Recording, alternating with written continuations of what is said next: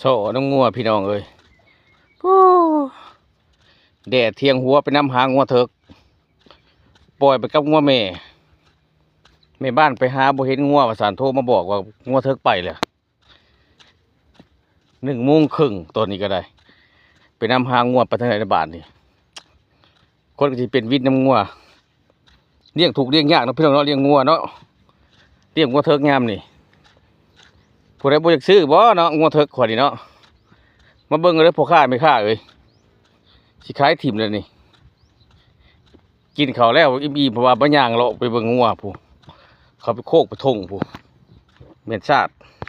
ไปทางไหนละบาดที่ย่างไปทางไหนข่อยบ่นี่บ่จะทางไปซ้ำบ่เห็นตะคดบ่เห็นตะงัวแม่บ้านก็อยู่ทางไหนบัดนี้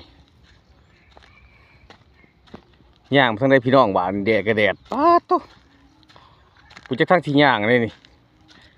แม่บ้านก็บ่เห็นอยู่ทางใดเจ๊ใดบาทนี่โอ้ยเนี่ยทางไหนก็บ่เห็นแต่งูพุงงัวแม่ผู้งูเถิกบ่เห็นฮ้อนพี่แดดพี่น้องเอ้ยแม่บ้านก็จะอยู่เจ๊ใดอันนี้ปุ๊นั่งถ่ายผมกุ๊กขามเลยบ่รอดเลยย่างบ่รอดเลย